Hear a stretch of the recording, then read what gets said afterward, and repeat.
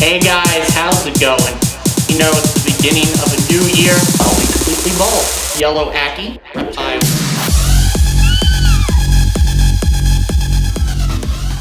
Hey guys, how's it going today? We're going to be talking about 10 essential things every beginner Tegu keeper needs to know about them. So let's dive right into it and we'll go over all 10 essentials.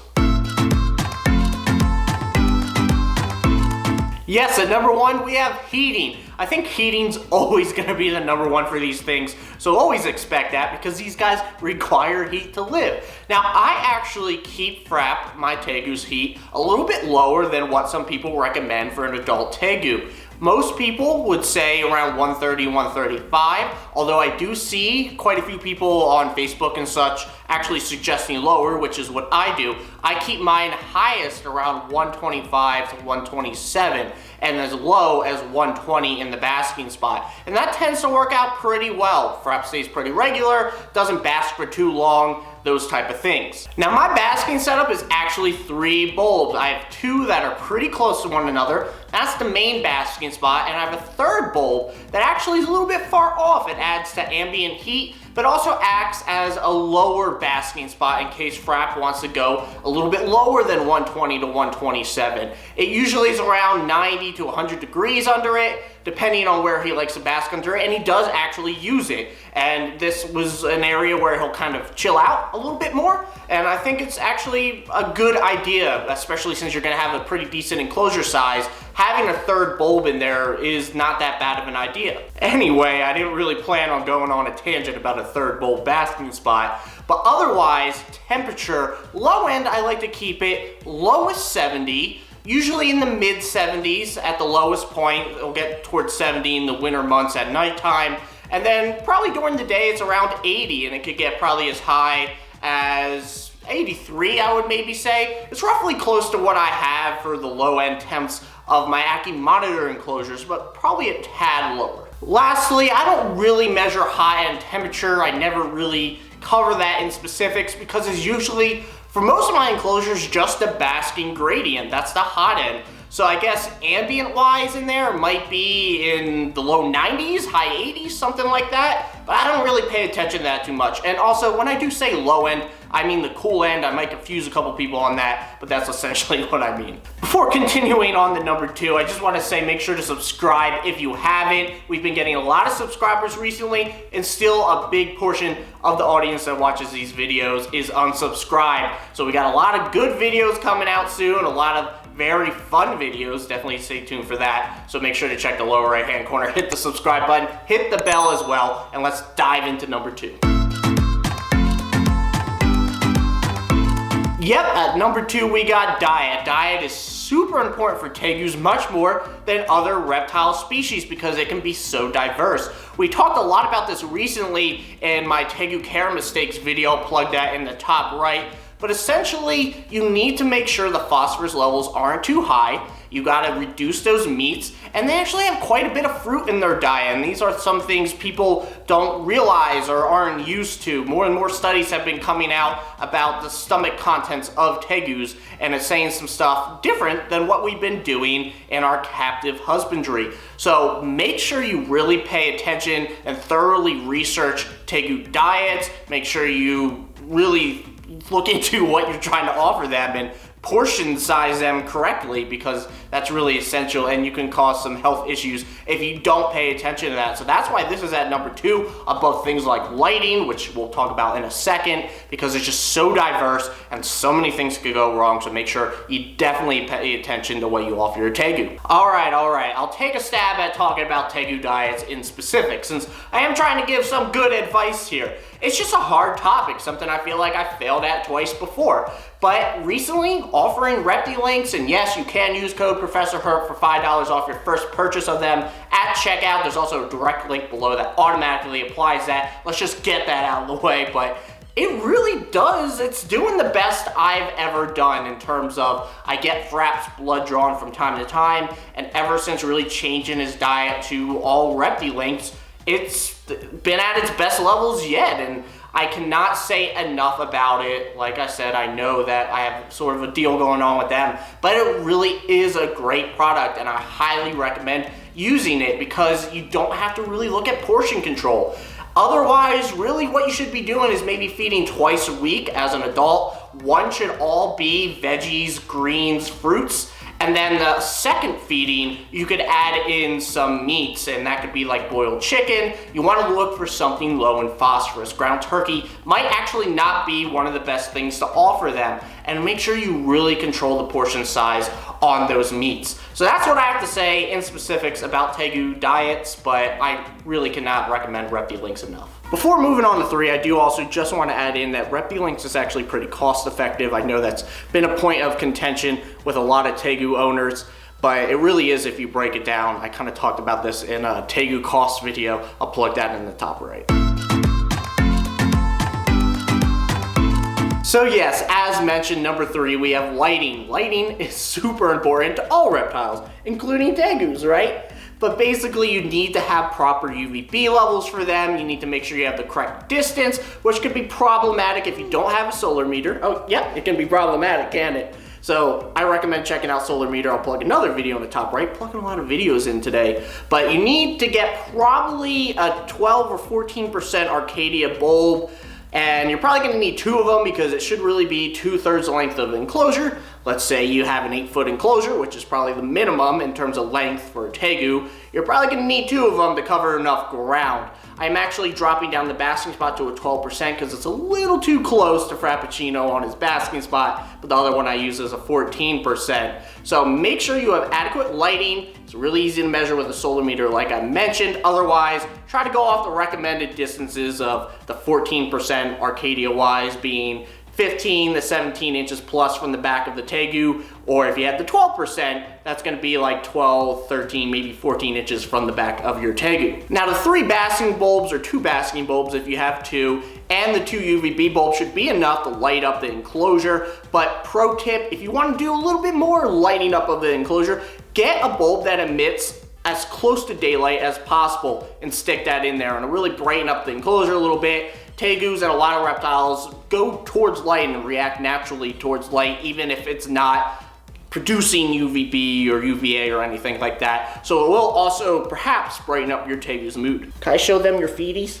Look at these dinosaur feeties! Look at these dinosaur feeties! Last thing I want to say on this topic is just make sure you understand the importance of UVB. I was thinking, should I kind of explain why UVB is important? Then I thought, if you don't really know the importance of UVB, probably should not be getting a Tegu. So make sure you definitely know why UVB is important and you understand the advantages of getting tube lighting UVB versus doing calcium with D3. So make sure of that. Obviously, all 10 of these points that I'm covering are very important to Tegu care, but these first 4 are especially. And at number 4, we have humidity. Humidity, in my mind, is very undervalued in terms of its relevance to Tegus. Obviously, a lot of keepers, or hopefully all keepers, understand the importance of humidity and know that there are higher humidity species. I think those who permanently free roam do not. But even as understood as that is, I still think it's much lower than what it typically should be. I talked about this point in that Tegu care mistakes video. Not going to bother to elaborate further on it, but I think you really should aim to have a constant 80% plus air humidity, 90% plus hopefully in the hide. I would definitely try to achieve much higher in the hide since that's where you want them to get that kind of humid hide experience. So if it dips down into the 70s or high 60s, now I don't prefer that.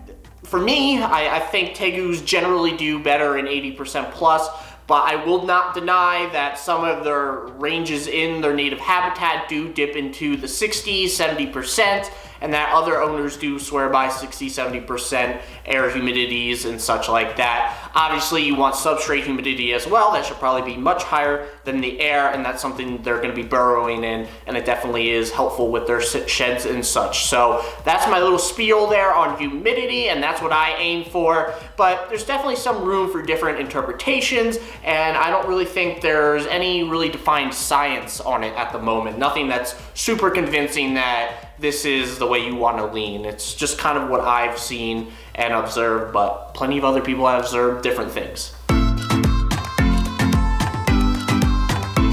Let's start rolling a little bit faster now. I don't know what that was. But now that we got down the 4 major topics of Tegu care, at least in my mind, we can start looking at others, such as enclosure size. Absolute minimum to me is 8 by 4 by 4, and that's what I have. I have the AP T100 from Animal Plastics. You can tell them my name, John Armando, Aromando. If you want to see the specifics of my setup, since I did do some customization. But this, in my mind, you can't go any smaller. I actually do think it's a tad smaller than I would like. Tegus are actually pretty lazy creatures in general, so a lot of people think that, you know, they're gonna use up every inch of space, which they will, but they're not gonna be highly active, so it's not the end of the world. Basically, if you have an 8 by 4 by 4 or something close to that, you just want to supplement with some free roam time. Obviously, if you have bigger, go ahead, do free roam time. It's always good, it's always beneficial, some natural enrichment as well in terms of exploration of new things, new smells, but it's more especially important if you have something like an 8 by 4 by 4 indoors also. That's even more important. So if you do that, they can be lazy in their enclosure, and when they come out, they can do that exploration, exercise type stuff that they naturally do. That's what you would want to aim for if you're on the lower end of the enclosure spectrum. But if you can go bigger, I recommend doing it. If you can go outside, I recommend doing that as well. Even if it's half the year when it's summer, definitely do it. They'll benefit a lot. So will a lot of reptiles. So that's what I think on enclosure size. For your substrate, it's pretty similar to my other mixes I do with my other reptiles, just a little bit more topsoil, but it's basically a topsoil play sand mix. I just do a little bit more of topsoil. For my Ackies, I do 2 parts topsoil and 1 part sand. I'm not exactly sure how I break up the Tegu mix. It's been a while, but basically it's just a little bit more topsoil on top. You can also add in some sphagnum moss to keep the humidity up from time to time. Kind of add that in, mix it in if you want as well. That'll definitely be helpful, but that's what you'll go with usually in terms of a mix for Tegus. There's probably other ones out there, but that's the one I found to be most frequently used and the one I use. Oh, and real quick, substrate depth. Now what I give is roughly 14 inches deep. You can go a little bit more though. They will dig down into 2 feet, whatever, probably even more. They can really dig down there if they want to. Now, Frapp doesn't tend to dig as much. He will dig a little hole and kind of lay in it, but not exactly form an exact burrow, if you want to name it such.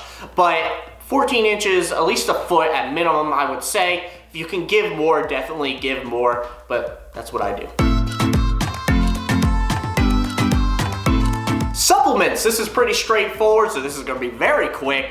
Basically, main thing you want is calcium, no D3, because you have optimal levels of UVB like you should in your bulbs. So that's pretty much all I ever use. You can mix in a multivitamin a couple times a month if you want, but if you're nutritionally balancing their food, which is somewhat complicated, so maybe multivitamins are worth it from time to time, you shouldn't need it. Now, Reptilinks, if you're feeding Reptilinks, they have a calcium coating, so you don't need to actually dust Reptilinks, that's already there for you. So that's pretty much all I have to say on supplements.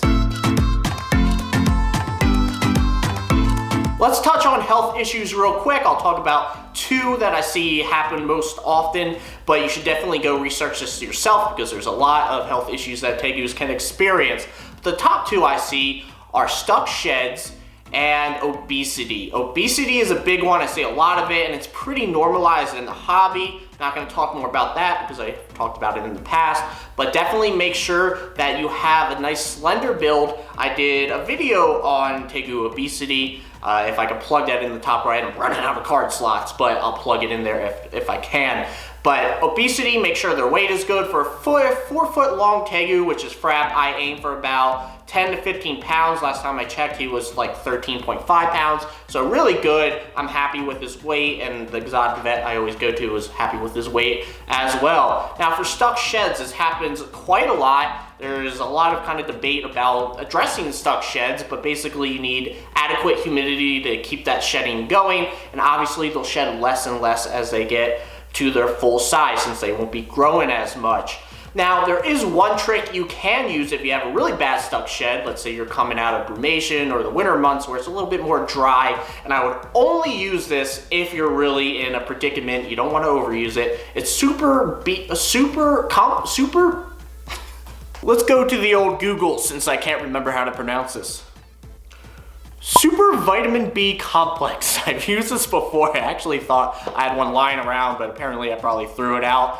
I got this trick from Joey Johnston, Rose City Reptiles. He has a YouTube channel as well. Great channel for Tegu, so check him out. But this definitely works. You just kind of crush it up in their food into a fine powder, and you just mix it in there. I think I put in like 2 pills or something like that, crush them up, put it in there, and it actually does really work in a pinch. So don't overuse it, but definitely a cool trick to know about. Number 9, we'll talk about enrichment. Enrichment is super fun to do with tegus, and it's super essential to any reptile's life, so you definitely want to heavily consider doing some sort of enrichment. Now, you can do environmental enrichment, which could just be as easy as throwing some rocks in the enclosure, making different surfaces for climbing, which I have a mix of rocks and a basking hide spot thingy, whatever you want to call it, in my enclosure. And then, like I said earlier, do some free roaming, lots of scents to explore, and just pretty much a mini adventure for a tegu. So those are really great ways to go about it. You can also use kind of puzzle problem solving toys, which I'm going to be doing a video on very soon, in which Frap can try to get some nice tasty treats from some puzzle solving, I don't know, elements toys, I guess, or whatever, usually dog toys. So definitely consider enrichment. Like I said, tegus are super fun to do enrichment with. That's pretty much the number 1 reason why people get tegus, is because they're very interactive and intelligent. And lastly, at number 10, we have taming. Now, you definitely want to work towards taming down your tegu to get the most out of your relationship and the most out of keeping one as a pet. Like I said, they're very intelligent and they're very socially intelligent. So you definitely want to get a good relationship established with them. There's quite a few methods you can do. You can sit in a bathtub when they're at a young age and kind of have you as the only way to get out of the bathtub, so that way they have to interact with you. And that's basically essentially what you want to aim to do. You want them to come check you out. You don't really want to go to them. That might kind of put them off, but they come to you on their own terms, check you out, give you a couple licks, and then keep kind of checking you out more and more, and eventually just chilling with you. That's ideally how you want to go about that. So you can also throw in some smelly, sweaty, whatever you want to call it, underwear, clothes in their hide for them to get used to your scent. I don't think there's any scientific evidence saying that works, but quite a few people do it and swear by it. I tried it for Frappuccino, my tegu, and he's pretty tamed down. Although I feel like I didn't do too much work, so I got pretty lucky. But you could do that. You could just lay your hand in there. I do this with my Ackies especially, but I do it with, well, I did it with Frap, my tegu, when he was little, and he would just come check me out, say hi. So really, tegus, taming, super important to get a mutual trust and respect established there, because they can be really great if you can interact with them and it be pretty straightforward and not problematic, where you guys kind of aren't on the same page. So that's a good number 10 and a good one to end on. All right, guys, that's my 10 essential things that any beginner tegu keeper should know about before getting a tegu, or if they just got a tegu even. If you have any more to add that I didn't touch upon, feel free to leave me a comment below and let me know. Leave a like as well, but let's get to a couple announcements before officially wrapping up. Shout out to the wonderful patrons that keep this channel going. Thanks to Kat and Rick, David T, Angela L, Smooth Cat, Darian J, Ellen M, Stephanie F, Tusi Chicken, and Hex. I really appreciate your support. I almost messed up a name there, but you guys too can support the channel for as little as $1 a month. Check the top right for more information. Tier 3, get you on my forehead. And that's it. I hope you guys enjoyed. Like I said, please leave a comment below. It definitely helps out the video. Leave a like also, and subscribe if you haven't. Check out the merch. Also, that's to the left of my head, right of your screen. Check the description for a Teespring link, and that's it. I'll see you guys in the next video, short tomorrow, 4 p.m.